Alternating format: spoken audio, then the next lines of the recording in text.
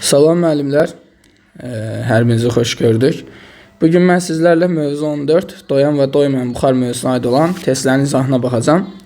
Belə ilə vaxt itirmədən keçən sualların izahına. Deməli, birinci sualda bizə deyir ki, doymuş buxar bir halından 2 halına keçdikdə temperaturu necə dəyişər? Biz bilməliyik ki, doyan buxarın təzyiqi, sıxlığı, konsentrasiyası yalnız temperaturdan asılıdır. Baxıram ki, burada doymuş buxar bir halından ikinci halına keçəndə bunun sıxlığı dəyişməyib. Daha doğrusu konsentrasiyası dəyişməyib. Düzdürmü? Konsentrasiyası dəyişməyib. Elə bunun zaten sıxlığı da, təzyiqi də dəyişməyib. Çünki bu üçü bir yerdə işlənilir. Deməli, konsentrasiya dəyişməməyinə səbəb nə ola bilər? Dedik ki, doyan buxarın təzyiq, sıxlıq, konsentrasiyası temperaturdan asılıdır. Deməli, konsentrasiyanın dəyişməməyinə səbəb temperaturun dəyişməməsidir. Yəni, burada temperatur neyinmiş? Dəyişməyibmiş, sabit qalıb. İkinci sual, havanın temperaturunu dəyişmədən ondakı su buxarının sıxlığını 3 dəfə azaltdıqda nisbi rütubət necə dəyişər? Nisbi rütubət fi bərabərdir. Rho bölünsün, rho 0 vurulsun 100%'dir. Düzdürmü? Bizə fikir verirsinizsə, havanın temperaturunu dəyişmədəndir. Yəni, burada temperatur dəyişmir. Biz dedik ki, doyan buxarın deməli, təzyiqi, sıxlığı, konsentrasiyası yalnız temperaturdan asılıdır. Düzdürmü? Əgər burada havanın temperaturunu dəyişmiriksə, deməli, doyan su buxarının da sıxlığı neynəməz? Dəyişməz. Onda nisbi rütubət, deməli, havadakı su buxarının sıxlığından, yəni mütləq rütubətdən düz mütənasib şəkildə asılıdır. Əgər biz su buxarının sıxlığını 3 dəfə azaldırıqsa, onda nisbi rütubət də neyniyər? 3 dəfə azalar. Doğru cavabımız A variantı. Üçüncü sual, hansı temperaturda heç bir təzyiqdə böhran temperaturu 27 dərəcə Celsius olan karbon qazını maye çevirmək olmaz. İlk öncə bizə verilən bu Celsius'ini Kelvinə keçirəyin. Keçirəyin. Deməli, T bərabərdir. 27 üzərinə gəlsin 273. Bərabər oldu 300 Kelvinə. Bizə deyir ki, hansı temperaturda biz bu karbon qazını maye çevirə bilmərik? Demişik ki, əgər, baxın, bizə verilən bu böhran temperaturudur. Demişik ki, əgər temperatur böhran temperaturundan böyük olarsa, biz qazı nə qədər sıxsaq da maye çevirə bilmərik. Deməli, böhran temperaturu 300'dür. Deməli, bu 300'dən böyük qiymətdə biz bu karbon qazını maye çevirə bilmərik. Yəni, 300'dən böyük də burada 306 var. Dördüncü sual. Nisbi rütubəti 20% olan V həcmli hava, nisbi rütubəti 35% olan 2V həcmli havanı qarışdırdıqda alınan havanın nisbi rütubəti neçə faiz olar? Deməli, F1 20%'dir. V1 V'dir. F2 35%'dir. V2 isə 2V'dir. Bizdən havanı qarışdıqda alınan havanın nisbi rütubətini soruşur. Fini soruşur. Deməli, müəllimlər, əgər biz nisbi rütubəti F1 həcmi V1 olan hava ilə nisbi rütubəti F2 həcmi V2 olan havanı qarışdırırıqsa, alınan qarışığın nisbi rütubəti F bərabərdir. F1 V1 üstə gəlinsin. F2 V2 bölünsün. V1 üstə gəl V2 düsturu ilə təyin edə bilərik. Verilən qiymətləri düsturdan nəzərə alsaq, F1 20 vurulsun həcm V üzərinə gəlsin F2 35 vurulsun həcm 2V bölünsün məxrəcdə, deməli V üstə gəlinsin 2V. Yuxarıda alırıq ki 90V bölünsün aşağıda alırıq 3V və elə ixtisar gedir 93'ə böləndə qarışığın nisbi rütubəti, yəni alınan havanın nisbi rütubəti 30% olacaq. Doğru cavab B variantı. Dördüncü sual, havanın temperaturu 25 dərəcə Celsius'dir. Şeh nöqtəsi isə 80 dərəcə Celsius'dir. Doyan buxarın sıxlığı 25 dərəcə Celsius'də 50 qram bölü kub santimetrdir. Deməli, söhbət doyan su buxarından gedir. 25 dərəcə Celsius üçün bu 50 qram bölü kub metrdir. Santimetr kubdur daha doğrusu. 8 dərəcə Selsidə isə, deməli, rho 0, 8 dərəcə Selsidə isə bu 20 qram bölünsün santimetr kubdur. Bizə deyir ki, havanın mütləq və nisbi rütubətini təyin edin. Deməli, müəllimlər, biz bu məsələni həll etmək üçün nəyi bilməliyik? İlk öncə gəlin mütləq rütubəti təyin edək. Yadınızda saxlayırsınız ki, şeh nöqtəsində deməli, havadakı su buxarının sıxlığı nəyə bərabər olur? Doyan su buxarının sıxlığına bərabər olur. Rho 0-a bərabər olur. Bax, şeh nöqtəsində rho 0-a bərabər olur. Yəni, mütləq rütubət, yəni havadakı su buxarının sıxlığı doyan su buxarının sıxlığına bərabər olur. Şeh nöqtəsi üçün, yəni 8 dərəcə Selsi üçün də bizə doyan su buxarının sıxlığını 20 qram bölü kub santimetr verib.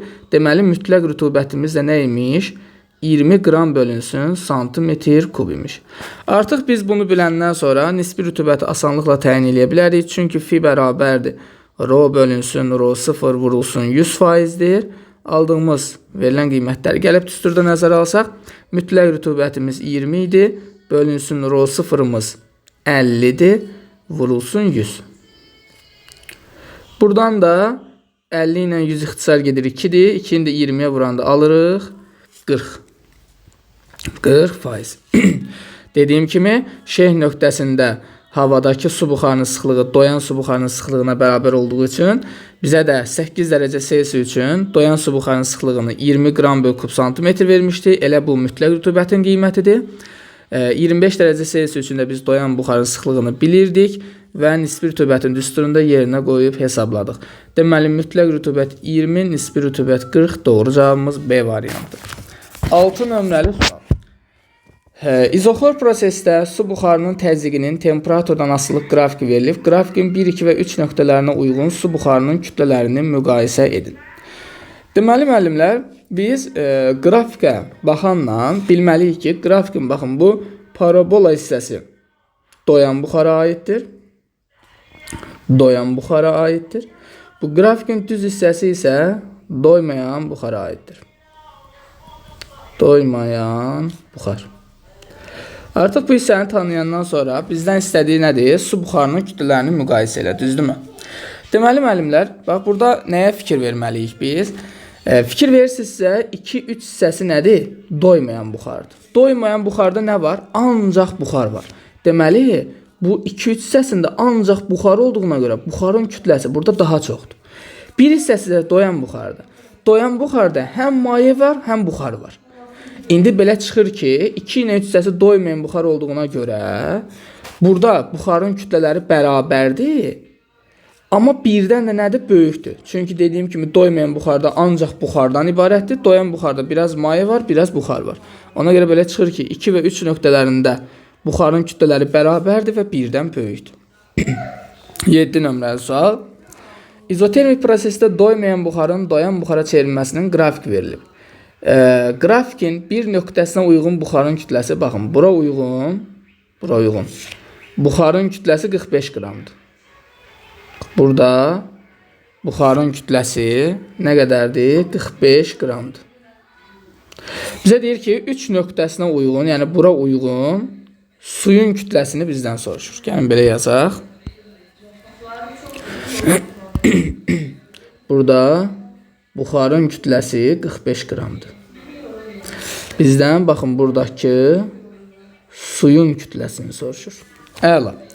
Deməli, müəllimlər, ilk öncə görəyin ki, burada nə baş verir? Fikir verirsinizsə, biz qrafikləri tanıyırıq da. Bura doyan buxarın aid qrafikdir.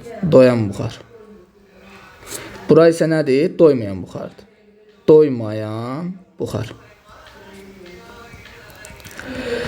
1 və 2 nöqtəsi doymayan buxara aid olduğuna görə belə çıxır ki, bir nöqtəsində buxarın kütləsi 45 qramdırsa, onda avtomatik olaraq burada da buxarın kütləsi nə qədərdir? 45 qramdır. Düzdürmü? İndi baxıram ki, bu 2-dən 3-ə gələndə nə baş verir? Həcm 3 dəfə azalıb. Həcm 3 dəfə azalıbsa, onda buxarın kütləsi də 3 dəfə azalmalıdır. Yəni 45-dirsə, yəni 2 nöqtəsində buxarın kütləsi 45-dirsə, 3 nöqtəsində 3 dəfə az, yəni 15 qram. Nə var? Su buxarı var. Bizdən nəyi soruşur? Bizdən həmən 3 nöqtəsində suyun kütləsini soruşur. Deməli, mən bu suyun kütləsini tapmaq üçün əvvəlcə lap başda nə qədər buxar vardı? Bax, 45 qram buxar vardı. Gəlib 3 nöqtəsinə çatanda 15 qram buxar qalıb. Deməli, nə baş verib? 30 qramı buxarın, deməli, 30 qram nəyə çevrilibdir? Mayeyə çevrilibdir. Yəni, artıq elə ki, burada 15 qram buxar qalıbsa, yəni buxarın kütləsi varsa, deməli, ümumi 45 daxı, deməli, onun 30 qramı nəyə çevrilib? Mayeyə çevrilib. Doğru cavabımız D variantı. Növbəti sual. Sabit həcmdə su buxarının təzyiqinin temperaturdan asılı qrafik verilib. Grafikin 1, 2 və 3 nöqtələrinə uyğun suyun kütlələrini müqayisə edib. Deməli, müəllimlər, yenə də qrafikə baxandan mütləq şəkildə tanımalıyıq ki, bu hissə doyan buxara aiddir. Doyan buxar. Bu hissə nə aiddir? Düz hissə doymayan buxara aiddir. Doymayan buxar. İndi müəllimlər, baxanla görürük ki, 3 nöqtəsi nə uyğundur? Doymayan buxara uyğundur. Doymayan buxarda nə var? Ancaq buxar var. Yəni su yoxdur. Belə çıxır ki, 3 nöqtəsində. Deməli, nə baş verməlidir? Suyun kütləsi 0 olmalıdır. Düzdürmü? Ona görə mən avtomatik buradan A-nı, D-ni yeni silirəm. Çünki 3 nöqtəsi doymayan buxara aiddir və ancaq buxar var. Fikir verirsinizsə, buradan 1-dən 3-ə doğru getdikcə, bax, 1-dən 3-ə doğru getdikcə nə baş verir? Burada yavaş-yavaş doyan buxar doymayan buxara çevrilir. Yəni, baxın, belə düşünək də, belə bir qabım var. Düzdür, bax, belə bir qabım var. Yəni, səliqəli, burada qab göstərək. Bax, belə bir qabım var. Bax, burada da belə bir qabım var. Tutaq ki, bunun içərisində həm buxar var, bax, həm buxar var yuxarısında, həm də maye var. Fikir verək, bunu yavaş-yavaş mən qızdırmaqla çevirirəm doymayan buxara. Yalnız ancaq buxar halına gətirirəm. Ona nə baş verər? Fikir verirsinizsə, buxar mayeyə çevrilirsə, deməli, get-gedə buxarın kütləsi, bax, bu doyan buxardır, bax, bu doyan buxardır, doyan buxar. Çünki həm buxar, həm maye var. Bu isə doymayan buxardır. Doymayan buxardır, düzdürmü? Fikir verirsinizsə, doyan buxar, doymayan buxara çevrilən nə baş verir? Yavaş-yavaş maye buxara çevrilir. Düzdürmü? İndi burada da fikir verirsinizsə, 3 nöqtəsi dedik doymayan buxara aiddir. Yəni, artıq orada ancaq buxar var. Yəni, orada maye yoxdur, mayenin kütləsi 0-dır. Amma bu, 1-dən 3-ə doğru getdikcə doyan buxar, doymayan buxara çevrilir. Necə oldu ki, burada həm buxar, həm maye vardı, burada yalnız buxar qaldı. Deməli, get-gedə burada mayenin kütləsi azaldı. Mayenin kütləsi get-gedə 1-dən 3-ə doğru getdikcə azalırsa, deməli, 1-də mayenin kütləsi 2-dən çoxdur və 3-də də 0-a bərabərdir. Ümidvaram ki, başa düşdünüz. 9 nömrəli sual, böhran temperaturunda suyun sıxlığı ilə doymuş buxarın sıxlığı arasındakı hansı münasibət doğrudur? Bunu əzbər şəkildə bilməliyik müəllimlər. Böhran temperaturunda suyun sıxlığı ilə doymuş buxarın sıxlığı bərabər olur. Doğru cavabımız C variantı. 10 nömrəli sual. Deyir ki, bərabər kütləli mayelər eyni qızdırıcıda qızdırılır. Düzdür. Mayələrin xüsusi istilik tutumları və xüsusi buxarlanma istiliklərini müqayisə edin. Deməli, müəllimlər, biz bunu necə müqayisə edərik? Deməli, Q bərabərdir. C, M, delta T düsturunu yazaq. Biz buradan C-ni tapanda olur. Q bölünsün. M, delta T. İndi fikir verək. Bizə deyir ki, bərabər kütləli. Deməli, kütlə ilə işim yoxdur. Eyni qızdırıcıda qızdırılır. Deməli, Q də eyni. Deməli, baxıram ki, burada xüsusi istilik tutumu temperatur dəyişməsi ilə necə asılıdır? Tərs, mütənasib şəkildə asılıdır. Burada da, belə deyək, mayenin qızmasına sərf olunan hissələr, baxın, buradan başlayıb, bura qədərdir, düzdürmü? Görək, hər birində temperatur dəyişməsi nə qədər olub? Deməli, birinci üçün temperatur dəyişməsi, bax, bu qədərdir.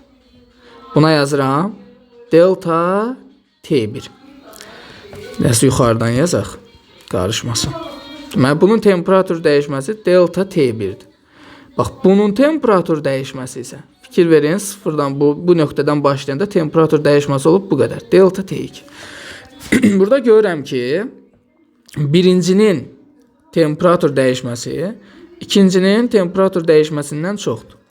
Və xüsusi istilik tutumda temperaturla dəyişməsi ilə tərs mütənasib şəkildə asılı olduğuna görə bunun tərsi olacaq. S1 kiçikdir, S2 olacaq. Deməli, xüsusi istilik tutumları arasında əlaqəni təyin elədik. İndi gəlirəm. Xüsusi buxarlanma istiliyini təyin etməyə. Bunu da deməli, hardan yazaram? Q bərabərdir, L, M düsturundan yazaram. Buradan da biz L-i təyin edəndə olur, Q bölünsün M. Deməli, M-lə işimiz yox, bərabər kütlədir. İndi baxaq bunun L nədir? Buxarlanma hissəsidir, deyilmi? Deməli, birinci maye qızdırılır, başlayır burada qaynamağa, yəni buxarlanmağa. İndi burada bir şey nədir müəllimlər? Biz L-i müqayisə etməyimiz üçün Q-ləri müqayisə etməliyik. Q hissələri də bax, bu hissələrdir. Hər biri üçün. Baxın, bu hissələrə baxacağıq. İndi biz burada nəyi təyin eləyərik? Burada baxıram ki, bax, buradan bir dənə xət endirirəm. Bunun Q-sü bu qədərdir. Düzdürmü? Yəni, aldığı istilik miqdarı. Buna Q1 deyirəm. Bununki da ikinci üçündə. Bu qədərdir. Buna Q2 deyirəm. Burada baxıram ki, mən nə baş verir? Burada Q2 Q1-dən böyükdür. Deməli, Q2 Q1-dən böyükdür. Və L də Q ilə düz asılı olduğuna görə burada da L2 L1-dən böyük olacaq. Doğru cavab Y variantı. Deyə bilərsin, müəllim, burada L axı nə Q-dən, nə M-dən asılı deyil. Niyə L-i Q ilə müqayisə apardınız? Çünki bunlar ayrı-ayrı mayelərdir. Başa düşdünüzmü? Bax, bunlar ayrı-ayrı mayelər olduğuna görə eyni kütləlidirlər, amma ayrı-ayrı mayelərdirlər. Ona görə hər bir maye üçün də əlbəttə ki, xüsusi buxarlanma istiliyi fərqli olacaq. 11 nömrəli sualda deyir ki, qaynama temperaturunda olan kütləsi 5 kiloqram olan suyun 60%-ni buxara çevirmək üçün lazım olan istilik miqdarını hesablayın. Deməli, burada Q bərabərdir, LM-dir, amma bunun hamısını yox, 60%-ni buxara çevrilir. Yəni, LM vurulsun 60%, yəni 0.6 hissəsi. Buradan da yazarıq L-in qiyməti 2,3, elə megajolla saxlayıram, vurulsun kütləm 5-dir, 5-dir daha doğrusu. Vurulsun, bu da 0,6. 5'e 0,6'ya vuranda 3'dür. 3'ü də 2,3'e vuranda alırıq 6,9 megajoule. Doğru cavabımız D variantı. 12 nömrəli sual. Mayenin qaynama temperaturunun mayenin kütləsindən asıllıq deməli qrafiki hansıdır? Biz demişik ki, qaynama temperaturu kütlədən asılı deyil. Amma qaynama müddəti kütlədən asılıdır. Baxın müəllimlər, bunu yadınıza saxlayın. Qaynama temperaturu kütlədən asılı deyil, amma qaynama müddəti kütlədən asılıdır. 13 nömrəli sual. Doymuş buxarı izotermik sıxdıqda kütləsi və konsentrasiyası necə dəyişər? Fikir verirsinizsə, ilk öncə doymuş buxar deyir və izotermik sıxdıqda deyir. İzotermik prosesdə temperatur nə eləmir? Dəyişmir. Biz də demişik ki, doymuş buxarın təzyiqi, sıxlığı, konsentrasiyası yalnız və yalnız temperaturdan asılıdır. Temperatur dəyişməyibsə, onda elə bunun P-si də, Rho-su da, N-i də dəyişməz. Deməli, doğru cavabımız ya C-dir, ya D-dir, ya Y-dir. İndi gəlirəm kütləyə. Bunu Rho bərabərdir M bölü V düsturundan M-i tapanda alıram Rho V. Doymuş buxarın kütləsidir. İndi burada da deməli nə baş verəcəkdir? Dediyimiz kimi izotermik proses olduğuna görə burada doyan su buxarının sıxlığı dəyişməz. Onda M V ilə düz asılıdır. Sıxırıqsa həcm azalır. Həcm azalırsa doymuş buxarın kütləsi azalar. Konsentrasiyası dəyişməz. Doğru cavab D variantı. Doymuş buxarın təzyiqinin mütləq temperaturdan asılı qrafiki hansıdır? Deməli müəllimlər, burada doğru cavab A variantı olacaq əziz müəllimlər. Yəni bu belə deyək də, doymuş buxarın təzyiqi mütləq temperaturdan kəskin şəkildə, kvadratik şəkildə asılıdır. Elə bir ki, ümumi qrafik belədir. Baxın, P-nin T-dən asılı qrafiki belədir. Birinci belə gəlir, ümumi qrafik göstərim, sonra belədir. Biz demişik ki, qrafikin bu hissəsi doyan buxara aiddir. Doyana. Bu hissəsi isə doymayan buxara aiddir. Bizdən də indi bunu doyan hissəsini, yəni doymuş buxarın təzyiqinin temperaturuna asılı qrafikini soruşur, o da olacaq A variantı. 16 nömrəli sual. Doymuş buxar bir halından ikinci halına keçdikdə temperatur və konsentrasiyası necə dəyişər? Gördüyümüz kimi şərtdə bizə doymuş buxar deyir və baxıram ki, bu hissədə təzyiq dəyişmir. Biz də bayaq da dedim ki, doyan buxarın təzyiqi, sıxlığı, konsentrasiyası yalnız asılıdır temperaturdan. Doymuş buxardır və P dəyişmir. Bunların dəyişməməsinə səbəb nə ola bilər? Deməli, temperatur neyinmiş? Temperatur dəyişməyimiz. Yəni, bizim temperaturumuz dəyişməz. Amma gəlirəm konsentrasiyaya. Konsentrasiyada əlbəttə ki, neynəməz? Dəyişməz. Burada müəllimlər, əlbəttə ki, burada hər ikisi dəyişməz olacaq. Çünki bunların 3 kəmiyyətin içərisində konsentrasiya da var axı. Ona görə bunların heç birisi neynəməz? Dəyişməz. Növbəti sualımız.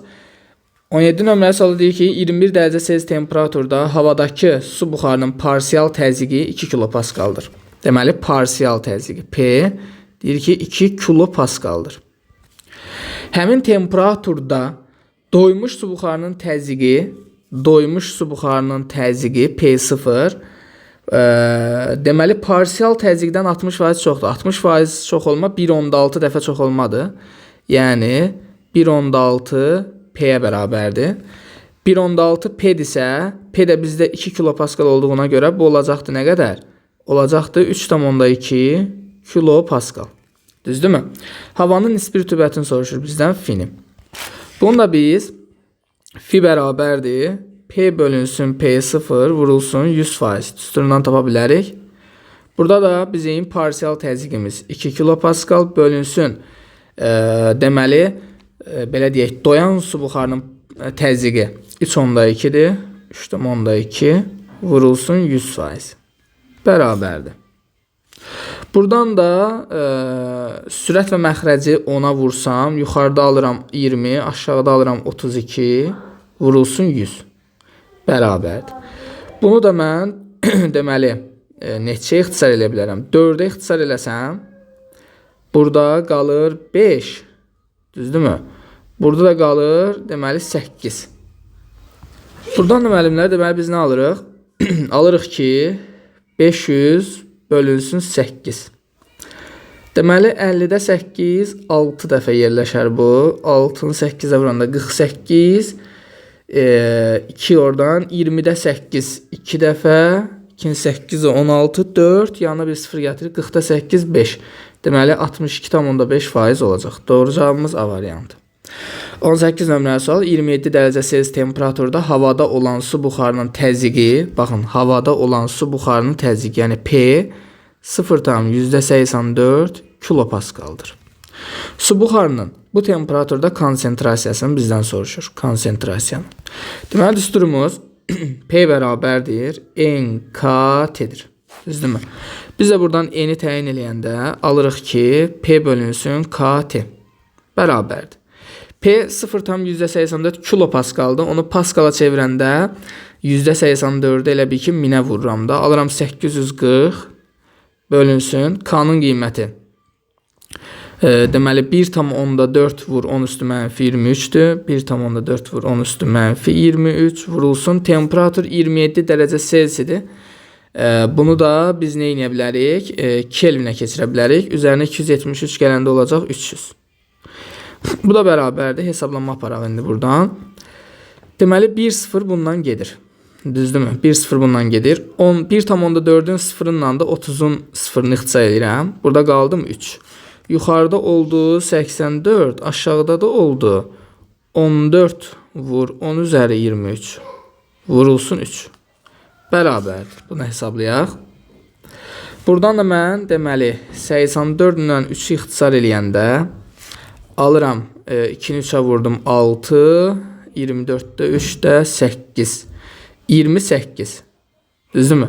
28 ilə də 14-ü ixtisar edəndə qalır 2. Mən yəni alıram ki, 2 bölünsün 10 üzəri 23. Burada mənfi 23-dür müəllimlər. Burada mənfi 23-dür. Onda 2 deməli bölünsün 10 üzəri mənfi 23. O da 2 vurulsun 10 üstü 23 metr üstü mənfi şəklində olacaq. Yəni doğru cavabımız A variantı. Yəqin ki, hesablamanı düz apardıq da, düzdürmü? 840 idi. 28, 14 getdi 2, bəli. Məncə düzdür. Deməli, növbəti sualımız. Növbəti sualda deyir ki, müəllimlər, ağzı bağlı qablarda su və onun üzərində doyan su buxarı var. Qabdakı doyan buxarın sıxlıqları arasındakı hansı münasibət doğrudur? Biz bilirik ki, belə deyək, ağzı bağlı qablardır, düzdürmü? Burada belə bir şeydir qrafikimiz. R'nun T'dən asılıq grafikini çəkəndə, baxın, bu şəkildədir. Doyan hissə, baxın, doymayan hissə. Bura doyan hissədir, bura doymayan hissədir. Gördüyümüz kimi burada da doyan buxarın sıxlığı belə bunun konsentrasiyasına da aiddir. Sıxlığı konsentrasiyası temperaturdan necə asıldır? Düz kvadratik şəkildə asıldır. Deməli, mən sıxlıqları müqayisə eləməyim üçün burada temperaturları müqayisə eləməliyəm. Görürəm ki, T1 böyükdür T2-dən, o da böyükdür T3-dən. Onda Rho1 böyükdür Rho2-dən, o da böyükdür Rho3-dən olacaq. Belə bir variant axtarırıq, müəllimlər. Deməli, bu da B variantında verilibdir. Düzdürmü? Dənə baxaq, temperaturlar 30-20, 10'dur da, bəli. Burada da olacaq, Rho1 böyükdür Rho2, böyükdür Rho3. Yəni, doğru cavabımız olacaq B variantı. 20 nömrəli sual, qapalı qabda qızdırılan su buxarının təzyiqinin temperaturun asılıq qrafiki verilib, su buxarının göstərilən nöqtələrə uyğun konsentrasiyaları arasındakı hansı münasibət doğrudur? Baxın, bura doyan hissədir. Bura isə doymayan hissədir. Düzdürmü? Ümumi tanıyaq yəni bu hissəni. Burada da müəllimlər nə baş verir? Burada qrafikdə göstərdik ki, doyan hissə, doymayan hissə. Biz də bilirik ki, doymayan hissə ideal qaz qanunlarına tabidir. Düzdürmü? Bu da qapalı qabda deyir. Qapalı qabda deyirsə, yəni bu proses sabit həcmdə aparılır. V konstant. V konstantsa avtomatik olaraq deməli, Rho da N-də nə etməlidir? Sabit qalmalıdır. Yəni, doymayan hissədə fikir verirsinizsə, PT ilə düz asılıdır, düzdürmü? PT ilə nə vaxt düz asılı olurdu? V sabit qalanda.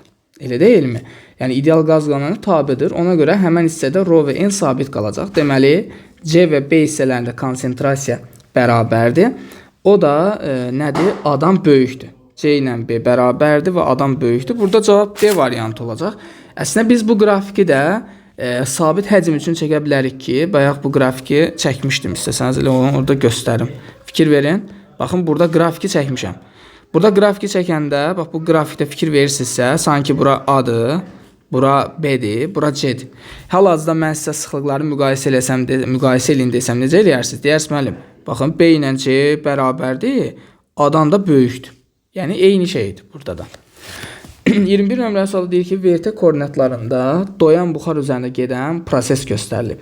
MV koordinatlarında təsvir olunmuş proseslərdən hansı bu prosesə uyğundur? Deməli, şərtdə bizə doyan buxar deyir. Və baxıram ki, burada temperatur da sabitdir.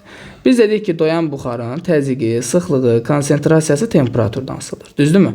Burada temperatur sabitsə, deməli, bu üçgənlik necə olmalıdır? Sabit qalmalıdır. Deməli, N sabit qalmalıdır. C-ni çıxdım, D-ni çıxdım, Y-ni çıxdım. Ya A-dır, ya B-dir. Baxıram ki, burada 1-dən 2 gələndə həcm azalır. Həcm azalan variant A variantında qeyd olunub. Növbəti suala baxaq, müəllimlər. 22 nömrəli suala deyir ki, doyan su buxarı üzərində A, B və C-D prosesləri aparılıb. Bu proseslərə uyğun bəndləri Euler-Venn diaqramında müəyyən edin. Deməli, biz bilirik ki, bu hissə nəyə aiddir? Doyan buxardır. P-nin V-dən asılılığında da bu hissə nəyə aiddir? Doyan buxardır. Bizə deyir ki, doyan su buxarının sıxlığı dəyişmir. Elə bil ki, bax, bu P, Rho, N-ə də aiddir bu qrafiklər. P, Rho, N-ə də aiddir. Sıxlıq harada dəyişmir? İkincidə. Deməli, 1 getdi bura. Doyan su buxarının konsentrasiyası harada artır? Birincidə. 2 getdi bura. Doyan su buxarının kütləsi artır hər ikisində. Çünki M bərabərdir. Rho, V-dir. Düzdürmü? Rho, V-dir. Yəni, burada fikir verirsinizsə, birincidə biz doyan buxarı qızdırırıq. Doyan buxarı qızdırırıqsa, başlayır bu doyan buxar doymayan buxarı çevrilməyə və buxarın kütləsi artır. Həmçinin ikincidə də biz nə edirik burada? Doyan buxardır deməli həcmi artırırıq, yenə də doyan buxarı doymayan buxara çeviririk. Nəticədə necə də yenə də buxarın kütləsi artır. Ona görə 3 ortaqdır. Təzyiq P0 bərabərdir NKT düzdə təyin olunur. Bu da nədir? Ortaqdır. Deməli, burada olmalıdır 2, 3, 4, 1. Yəni doğru cavabımız B variantı olmalıdır.